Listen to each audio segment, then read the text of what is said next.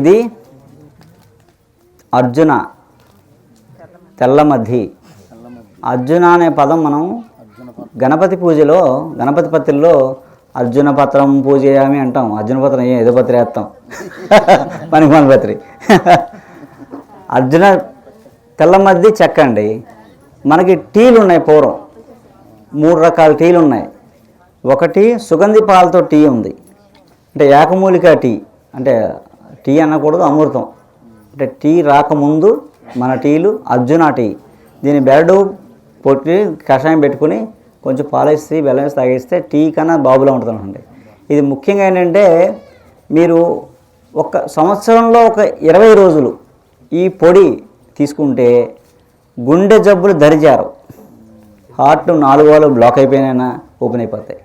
Heart వీక్గా ఉంది, 30 కొట్టుకుంటుంది, ఇంకా లాభం లేదు, ఏ మెషిన్లో వేయలేం అన్నకి కూడా ఒక 20 రోజులు వాడితే హార్ట్ రేట్ నార్మల్గా వచ్చేస్తుంది అన్నమాట. అలా ఏంటంటే అర్జున గుండెకి బలం. 2 రసాయన ద్రవ్యం అంటాం, అంటే త్రిదోషాలని బ్యాలెన్స్ చేస్తుంది.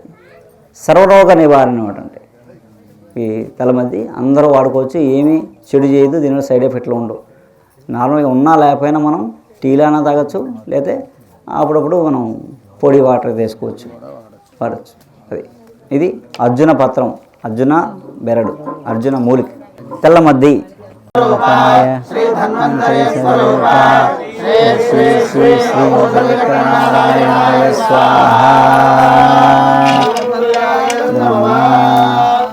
ఇవి మాచకాయలు.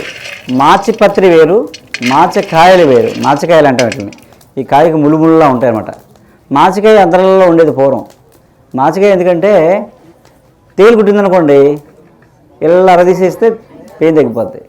నోటిపోత వచ్చిందనుకోండి, నోట్లో పుల్లు వచ్చాయనుకోండి, మనం ఇప్పుడు విటమిన్ B12 అవి మింగుతుంటాం, ఏదో జల్ల ఎత్తుంటే పూసుకుంటుంటాం, ఎన్ని పూసినా తగ్గదు, సంవత్సరాలు ఉంటుంది.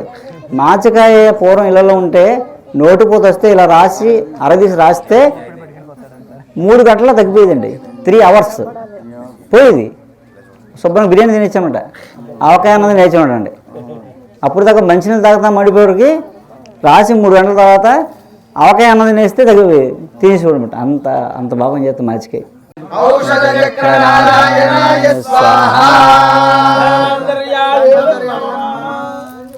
ఇవి నాగకేసరాలు. ఇవి నాగకేసరాలని ఇలా పొడుగ్గా ఉంటాయి. ఇవి చలవ చేస్తాయి. వేడి చేసినప్పుడు మనం మజ్జిగలో వేసి తాగొచ్చు అనమాట. ముఖ్యంగా మూలవ్యాధి, పైల్స్, రక్తం పడుతుంది కానీ పెయిన్ ఏదున్నా సరే ఈ పొడి బెల్లంలో కలిపి, ఈ పొడి 50 గ్రాములు, బెల్లం 50 గ్రాములు మెత్త పొడి చేసేసి 10 గ్రాములు మధ్యలో వేసి తాగేసామనుకోండి, 3 డోసుల్లో పైల్స్ తగ్గిపోద్ది. ఇప్పుడు వేస్తే సాయంత్రానికి పెయిన్ తగ్గిపోద్ది, రేపటికి బ్లీడింగ్ అవ్వదు, వారానికి పైల్స్ పోతాయి. క్రానిక్గా ఉన్నాయనుకోండి, ఒక 3 నెలల పాటు తీసుకుంటే 10 ఏళ్ళు 15 నుంచి ఉన్న పైల్స్ కూడా కరిగిపోయి శాశ్వతంగా పోతాయి. ఎన్ని ఆపరేషన్ చేసినా మళ్ళీ వస్తూనే ఉంటాయి. నాగకేసరాలు బెల్లం ఏమీ లేదు, సింపుల్ లాజిక్. మజ్జిగలో వేసి తాగేస్తే పైల్స్ తగ్గిపోతాయి.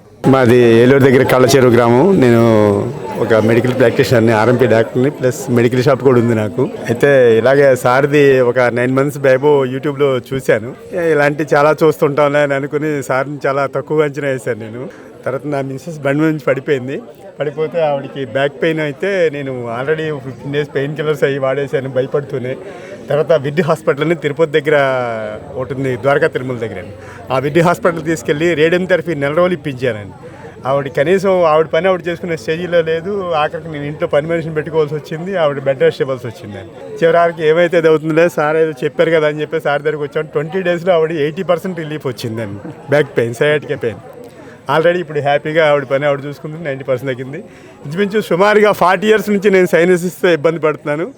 నేను చైనా నుంచి ఒక ఆక్యుపంచర్ డాక్టర్ వస్తే హెల్ప్ హాస్పిటల్ విజయవాడ, ఆ హాస్పిటల్కి కూడా వెళ్ళాను. ఆ డాక్టర్ గారి దగ్గరికి వెళ్తే ఆయన ఏదో మెడిసిన్స్ రాస్తుంటే నేను ఆల్రెడీ వాడే మెడిసిన్సే మీరు రాశారు సార్, అది కాదు దీనికి సొల్యూషన్ ఏంటని అడిగితే ఆయన షుగర్ బీపీకి వైద్యం చేస్తున్నావు, నువ్వు ఆర్ఎంపీ డాక్టర్ అంటున్నావు, ఏం చేస్తున్నావు అని అడిగాడు. అదేదో తాత్కాలికంగా కంట్రోలింగ్కే తప్ప నేనేం చేయగలనండి. ఎవరైనా అదే కదా చేసేదంటే ఇది అంతేనా, జలుబు చేసినప్పుడు టాబ్లెట్ వేసుకో అన్నది.